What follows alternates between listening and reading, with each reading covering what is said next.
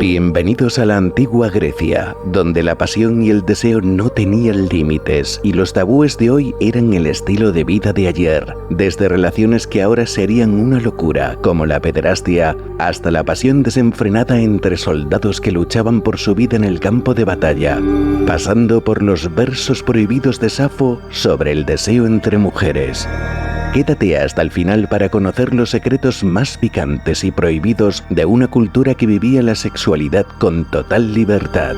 Pero antes, suscríbete y activa la campanita. No querrás perderte las historias más escandalosas de la historia. Empecemos por uno de los aspectos más chocantes, la pederastia. En la antigua Grecia, este tipo de relación entre un hombre mayor, llamado Erastes, y un joven adolescente, el Erómeno, no solo era aceptada, sino celebrada y defendida como parte esencial de su cultura. Hoy sería impensable y hasta motivo de escándalo, pero para los griegos esta unión iba mucho más allá de lo físico.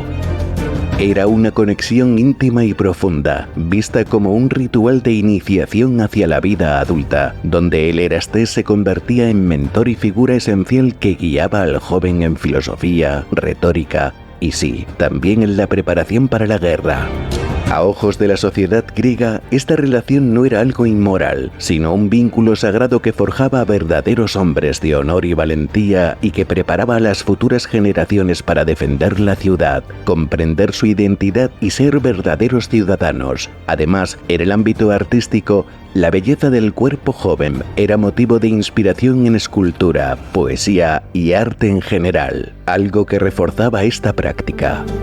Aún así, la pederastia no estuvo exenta de polémica. Sócrates, el padre de la filosofía, tenía relaciones íntimas con sus alumnos, algo que sus críticos consideraron escandaloso y peligroso, y fue acusado de corromper a la juventud de Atenas. Su figura escandalizó a los conservadores de la época y sus enseñanzas subversivas sobre la vida, combinadas con su cercanía a los jóvenes, generaron una imagen controversial. ¿Quién hubiera pensado que el pilar de la sabiduría griega también fuera visto como una amenaza al orden moral? Por lo que respecta al ejército, los soldados luchaban codo a codo no solo con sus camaradas, sino con sus queridos. La famosa tropa sagrada de Tebas era una unidad militar formada únicamente por amantes varones. Así es, no solo se unían en batalla, sino también en la cama. Para los griegos antiguos, el vínculo íntimo entre guerreros era la clave de su invencibilidad. ¿Podría la homosexualidad ser el secreto de su poder en el campo de batalla? La idea detrás de esto era simple pero efectiva. Un soldado lucharía con el doble de fervor si su amado estaba junto a él en la batalla. Y esta técnica no era solo simbólica. La tropa sagrada de Tebas fue una de las unidades más temidas de la antigua Grecia, reconocida por su lealtad, valentía y la fuerza que el amor entre compañeros generaba en el campo de batalla. Incluso después de su derrota, los tebanos construyeron un monumento en honor a esta tropa, reconociendo la profundidad del vínculo entre estos soldados. Aunque en la antigua Grecia la homosexualidad era común, no todas las relaciones entre hombres eran vistas con buenos ojos. De hecho, las relaciones entre adultos del mismo estatus eran consideradas inapropiadas por romper con la jerarquía ideal de maestro-discípulo. Pero el mito hizo una excepción con figuras como Aquiles y Patrocio, donde la relación rompió barreras hasta volverse símbolo de pasión y poder, un amor transgresor que incluso hoy provoca debate. Otra figura a destacar es Alejandro Magno, el conquistador inmortal, que no solo tenía un ejército bajo su mando, tenía a Hefestión, el amor de su vida. Sí, el hombre que dominó medio mundo también rompió las normas de su época al vivir abiertamente esta relación. La devoción de Alejandro hacia Hefestión fue tan intensa que al morir su amado, Alejandro ordenó sacrificios masivos y mandó a construir templos en su honor, algo que escandalizó incluso a su propio ejército. Los rumores decían que Alejandro estaba perdiendo la razón y que había ordenado que la propia ciudad de Éfeso le rindiera honores como si Hefestión fuera un dios. En tiempos en que la divinidad era un honor reservado solo para los grandes héroes y deidades, este acto fue considerado un abuso de poder y un escándalo sin precedentes. ¿Cómo verías hoy a un líder mundial que mostrara una pasión así?